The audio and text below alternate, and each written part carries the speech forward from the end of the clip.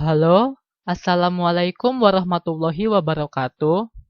Di sini saya Satria Baladewa Harahap dengan NIM 080 dari TI 2020B, jurusan Teknik Informatika, Fakultas Teknik Universitas Negeri Surabaya, akan mempresentasikan mengenai laporan beserta praktek dari simulasi jaringan komputer dengan studi kasus yang saya ambil adalah jaringan di Bank Syariah Indonesia, cabang Surabaya. Pertama-tama saya akan menjelaskan mengenai deskripsi Bank Syariah Indonesia. Metropolitan Area Network atau MAN merupakan suatu jaringan dalam suatu kota dengan transfer data berkecepatan tinggi yang menghubungkan berbagai lokasi seperti perbankan, kampus, perkantoran, pemerintahan, dan sebagainya. Jaringan MAN adalah gabungan dari beberapa LAN. Jangkauan dari MAN ini antara 10 hingga 50 km. Dalam kasus ini yaitu Bank Syariah Indonesia, Surabaya, mencakup lokasi unit Wonokromo, unit Gubeng, unit Rungkut, unit Gayungan, dan unit Kenjeran, dan sebagainya. Tujuan dari pembangunan sistem jaringan di BSI cabang Surabaya ini adalah agar proses pendataan nasabah ataupun karyawan dapat berjalan lebih optimal, efisien, dan meminimalisir terjadinya kerangkapan data dan akan mempermudah komunikasi antar bank dengan nasabah melalui jaringan komputer. Dengan memanfaatkan jaringan komputer, bank dapat mempermudah transaksi dengan nasabah yang tadinya melayani nasabah dengan harus bertemu atau nasabah datang ke cabang-cabang bank untuk menabung menjadi lebih mudah karena adanya teknologi jaringan tersebut yang membuat proses perbankan jauh lebih optimal, efisien, dan mudah bagi nasabah. Dalam dunia perbankan, perkembangan teknologi informasi membuat para perusahaan mengubah strategi bisnis dengan menempatkan teknologi sebagai unsur utama dalam proses inovasi produk dan jasanya seperti adanya transaksi berupa transfer uang via mobile maupun via teller, adanya ATM atau Auto Teller Machine, pengambilan uang secara cash 24 jam, lalu ada penggunaan database di bank-bank, lalu ada sinkronisasi data pada kantor unit cabang dengan kantor pusat bank. Keuntungan dari jenis jaringan komputer MAN ini diantaranya adalah server kantor pusat dapat berfungsi sebagai pusat data dari kantor cabang. Transaksi yang real time atau data di server pusat diupdate saat itu juga. Contoh, ATM bank untuk wilayah nasional. Komunikasi antar kantor bisa menggunakan email, chatting, dan video conference. Cakupan wilayah jaringan lebih luas sehingga untuk berkomunikasi menjadi lebih efisien, mempermudah dalam hal berbisnis, dan keamanan dalam jaringan menjadi lebih baik. Selanjutnya, apa sih kerugian dari jenis jaringan komputer MAN? Nah, kerugiannya adalah biaya operasional yang mahal, instalasi infrastruktur yang tidak mudah, lalu rumit juga jika terjadi masalah jaringan atau network troubleshooting. Untuk memperbaiki jaringan MAN diperlukan waktu yang cukup lama. Dapat menjadi target operasi oleh para cracker untuk mengambil keuntungan pribadi. Selanjutnya, berikut adalah skenario percobaan dari simulasi saya. Jaringan yang dibuat untuk perusahaan bank tersebut merupakan jaringan komputer yang masing-masing perangkat pada jaringan ini dapat saling berkomunikasi.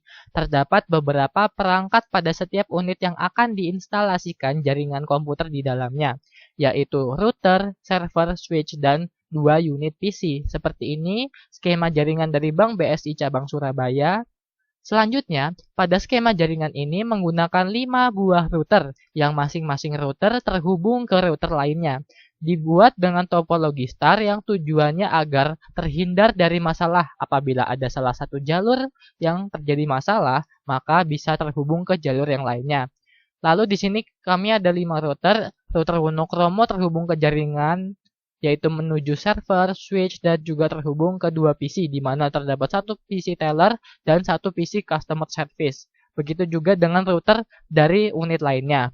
Nah, perangkat-perangkat yang kami gunakan yaitu 5 unit router untuk 5 unit cabang bank, lalu ada 5 unit server untuk 5 unit bank, lalu ada 2 PC client untuk satu teller dan satu customer service setiap unit, lalu ada 5 switch masing-masing satu pada unit bank, lalu ada kabel serial sebagai penghubung semua router unit bank, Lalu yang terakhir ada kabel straight untuk penghubung antara PC client ke switch, server ke switch, dan switch ke router. Selanjutnya, saya akan menjelaskan mengenai langkah percobaan dan pengujian dari simulasi saya. Yang pertama, buatlah rangkaian simulasi jaringan seperti gambar 1. Gambar 1 yang ini ya teman-teman. Nah, untuk lebih mudahnya, kita akan langsung ke packet tracer-nya. Nah, seperti ini ya teman-teman. Kalian membuat simulasi rangkaiannya seperti ini. Selanjutnya, kita konfigurasikan routernya. Contohnya untuk router unit Wonokromo. Nah, kita klik untuk yang fast Ethernet 0-nya. Nah, ini kita masukkan IP address-nya dan subnet mask-nya. Seperti ini. Jangan lupa port statusnya untuk diaktifkan atau di-on-kan. Nah, selanjutnya Anda bisa lakukan hal yang sama ke router-router yang lainnya. Nah, tadi di sana di router yang Wonokromo saya menggunakan 192. Sekarang di Gubeng saya menggunakan 193. Nah, untuk Rungkut saya menggunakan 194. Lalu untuk Gayungan saya menggunakan 195. Lalu untuk Kenjeran saya menggunakan 196. Nah, seperti itu ya. Nah, kita lakukan hal yang sama terhadap router-router unit lainnya seperti ini. Selanjutnya, setelah pengaturan router unit selesai, tahapan selanjutnya yaitu mengonfigurasi alamat IP server semua unit. Nah, contohnya pada server unit Wonokromo seperti ini, teman-teman. Mari kita lihat di unit Wonokromo. Nah, IP configuration-nya seperti ini. Ini kita masukkan IP address-nya. Lalu jangan lupa default gateway-nya tadi kita masukkan 1 untuk menuju ke router Wonokromo. Seperti itu. Kemudian pindah ke tab service, konfigurasi tab DHCP service dicentang on, lalu default gateway, isikan IP router 192.168.81. Ini untuk yang Wonokromo tadi ya. Lalu kemudian start IP-nya 192.168.803. Kenapa kita pilih 3? Karena tadi kan yang untuk 1 itu sudah digunakan oleh router dan yang kedua untuk servernya ada. Nah, jadi untuk DHCP-nya ini kita gunakan 3 seperti itu. Mari kita simulasikan saja. Nah, jadi di service ini kita pilih DHCP, lalu ini kita on kan.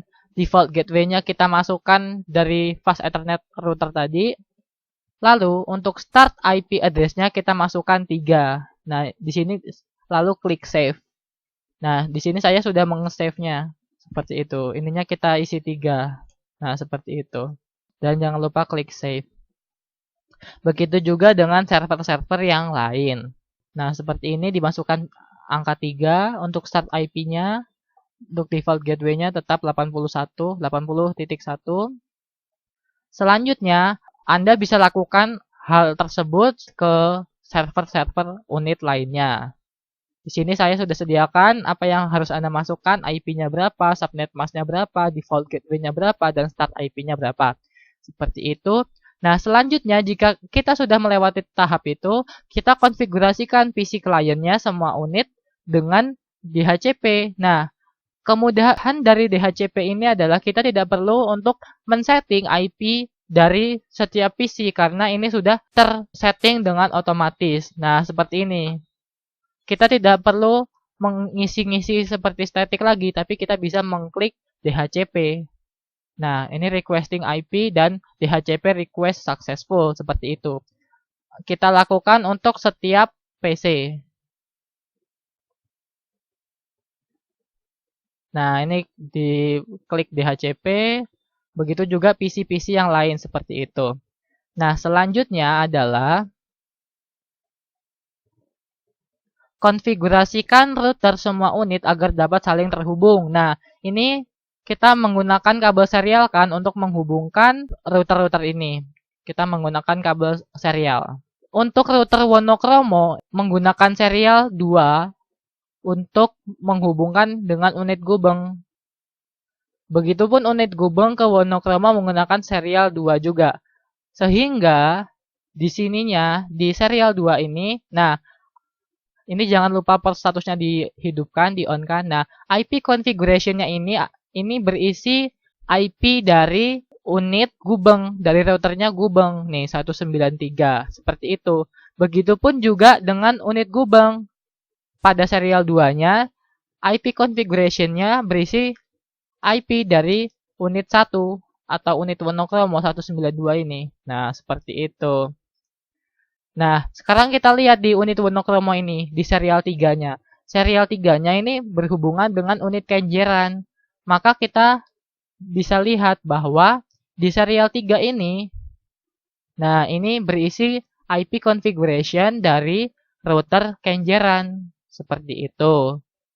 Nah, seperti itu ya teman-teman. Jadi kalian lihat ini serial 2 itu hubungnya ke router mana, serial 3 menghubungkannya ke router yang mana. Nah, seperti itu cara menghubungkan antar routernya. Nah, selanjutnya, jika semua router sudah saling terhubung, lalu lakukan pengujian dengan amplop atau simple PDU serta lakukan ping melalui command prompt seperti di bawah ini. Nah, jika berhasil atau menandakan successful artinya menandakan bahwa proses berhasil.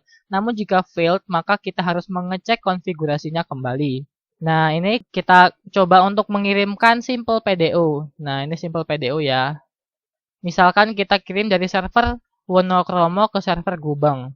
Nah, ini kita lihat bahwa prosesnya successful artinya apa? Artinya proses simulasi ini berhasil seperti itu. Kita misalkan dari server Rungkut ke Gayungan. Nah, ini kita lihat successful ya, teman-teman. Nah, ini kita coba dari Gubeng ke Rungkut. Nah, successful ya teman-teman. Selanjutnya kita coba dari Rungkut ke Gayungan. Kita lihat successful juga. Lalu dari Gayungan ke Kenjeran. Nah, successful juga. Nah, kalau sudah successful berarti rangkaian kita ini sudah berhasil. Simulasinya sudah berhasil, sudah perfect. Lalu langkah terakhir mari kita coba untuk melakukan ping dari server Wonokromo ke server Gubeng. Nah, seperti ini. Nah, jika muncul gambar seperti ini, yaitu ada reply dari server yang dituju, maka menandakan bahwa proses ping berhasil seperti itu. Mari kita coba. Dari Wonokromo ke Gubeng, kita lakukan ping. Kita ke desktop, lalu ke command prompt. Nah, ini sebelumnya saya sudah mencobanya, teman-teman. Mari kita coba lagi. Ping. Nah, IP dari server Gubeng itu 193.168.82. Kita enter. Nah, lalu mendapatkan reply yang artinya server Gubeng menerima pesan masuk dari server Wonokromo dan membalasnya ke server Wonokromo kembali. Nah, kira-kira seperti itu teman-teman untuk simulasi Bank Syariah Indonesia cabang Surabaya. Semoga laporan dan praktek ini bermanfaat. Apabila ada kesalahan kata mohon maaf. Wassalamualaikum warahmatullahi wabarakatuh.